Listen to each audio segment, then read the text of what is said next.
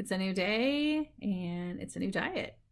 Um, I've talked about HCG diets. I've talked about pounds and inches. I've talked about the South Beach diet. I've talked about intermittent fasting. I've talked about extended fasting. Oh, wait. I have talked about extended. And then I wanted to talk today about a diet called dry fasting. Dry fasting is probably the hardest thing I've ever done. Dry, it means dry, no water at all. No juice, no liquids, nothing goes in your mouth. No food, nothing. Nothing goes in your mouth. It can look very different with different efforts. So there's hard dry fast and there's soft dry fast. A soft dry fast still allows you to brush your teeth, take a shower, wash your hands, and even go swimming. A hard dry fast is just the opposite. Your body does not come in contact with any form of water. No water can touch any part of your body, so you're not washing your hands. And everybody goes, oh, that's disgusting after you go to the bathroom. Well, believe it or not, you have millions and millions of bacteria on your hands all the time, and that soap does little to get them off. We did a study with our kids back when they were in elementary school about hand sanitizer and soap versus just rubbing your hands back together really fast, getting them hot, and that kills more bacteria, honestly, than hand sanitizer and soap. All the hand sanitizer and soap does is kill the good bacteria that's on your hands. It's kind of like what antibiotics do to your gut. It kills the good bacteria. I have done one other form of dry fasting, and that is the 88-8. It's through the Interstellar Plan.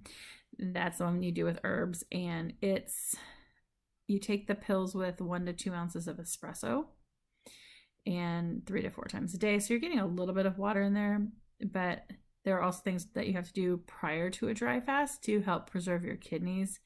You have to hydrate. You should do a baking soda in a teaspoon of baking soda, I think, in a gallon of water. You have to look it up. I'm not sure what it is. I'm not a doctor, dietitian, nutritionist, any of that. This is just my experience. And hydrate okay. So with the 88-8, you go do all of those things for the 88 hours. And then after 8 hours, you hydrate again, you eat an arugula salad, and you get back into it again the next 88. So it's 3 cycles of 88 on, 8 hours off, 88 on, 8 hours off. I think I lost 30 pounds doing that in 12 days. And it was the hardest thing I've ever done.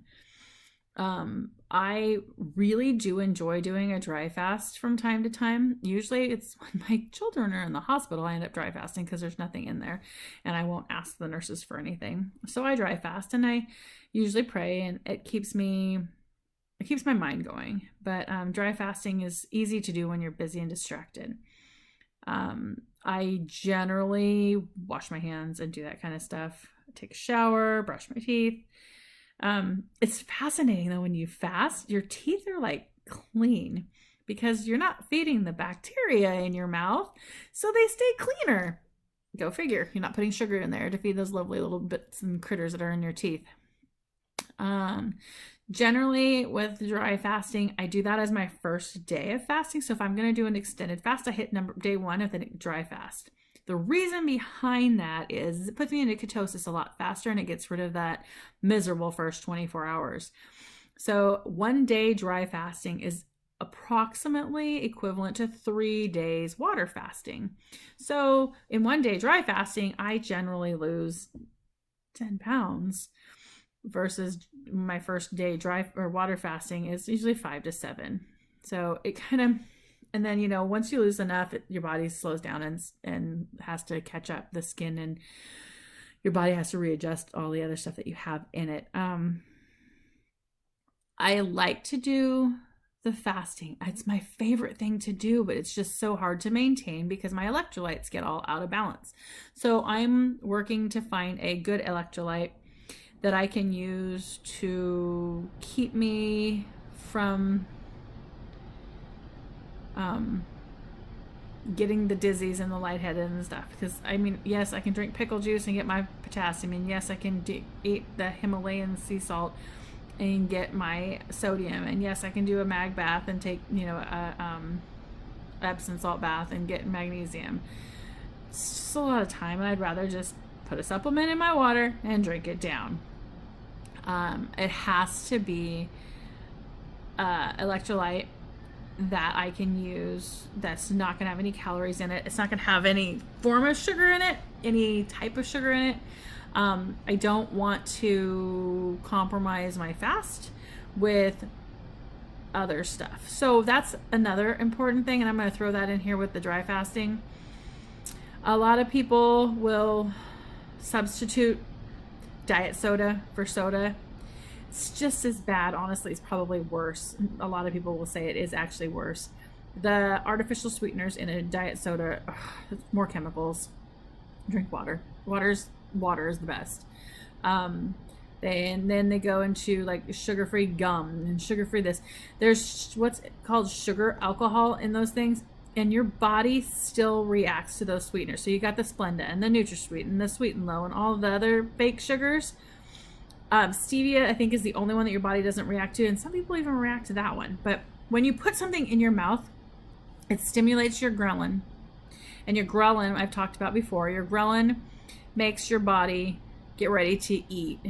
And it starts producing hormones, and you're getting ready to produce the insulin if you've programmed your body that way. Once you put insulin into your bloodstream, you're storing fat. So you don't want to stimulate your body to think that you're putting anything in there. Even if there's 0 calories in there, you're still going to be putting insulin in your bloodstream, and you're still going to be storing fat. And that's what we're trying not to do. We don't want any insulin in our blood to store fat. You want to be clean of that and blocking that so that your body just flushes everything out. Don't want to store anything. So dry fasting is a great way to kick off extended fast. Or if you get to a point in your extended water fast and you're stuck and you're like, dude, I've been the same weight. I haven't put, this is me right here, this is me. I'm on day 13 and I am water fasting. I'm only putting water in my body. How is it that I didn't lose any weight last night? Fine, I'm just going to eat. And that's what I do almost every single time. And I need to teach myself, just as much as I'm trying to help here, when you get to that point, do a dry fast. Dry fast and push all that fluid out of your body, get it going again, and start losing weight again. Sometimes, generally, and from what I learned with pounds and inches, your body loses pounds, then it loses inches, then it loses pounds, then it loses inches, then it loses pounds, and it loses inches. You can't be doing both at the same time. So your body, my body, loses pounds for about 2 weeks, and then I start losing inches, and I don't lose any more weight for like 4 days, and then I'll start losing pounds again, and then I'll start losing inches. And it's usually 2 weeks for the first one, and every week after that I have a stall, and most people call them a stall, but that is when your inches come off. So on that note, it is a Sunday for me. I don't know what day it is for you. It is a Sunday for me, and I am jumping in tonight. Actually, we did it last night. We cut the carbs. We cut the carbs out, and that's easier to go into a fast when you cut the carbs out. We're having a nice stir fry tonight. There will be no pasta, rice, or any other carb in there, but vegetables and chicken. We're going into, Terry's going to be carb free at home. I can't control him when he's at school. I can't control what he puts in his mouth when I'm not around. I can control what I feed him here. I can control what I buy at the grocery store. If we don't have it, he won't eat it. And that's just like the root beer. Once in a while, I will buy him a root beer. I'm not going to buy him a case of root beer because he will drink a case of root beer until it's gone. Not in one day, but over a period of a week. So if I don't have it, he won't eat it. He won't drink it. Drinking your calories is bad. I've got another diet coming up here in a couple days that I'm doing some research on right now.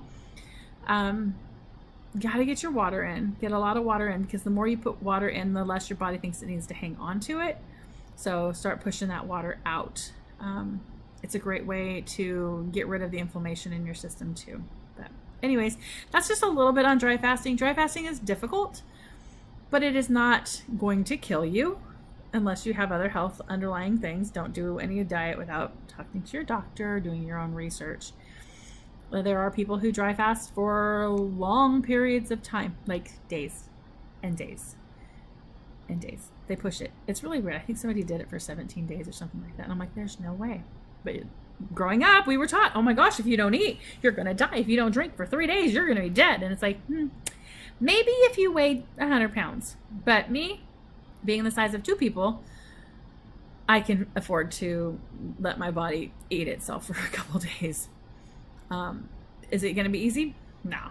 Is it going to be worth it? Absolutely. It's a good slogan that I've taught to my kids at school. Nothing's easy, but the things that are the hardest are the things that make us grow the most, or shrink in this case. So on that note, here's to a healthier, happier you and me.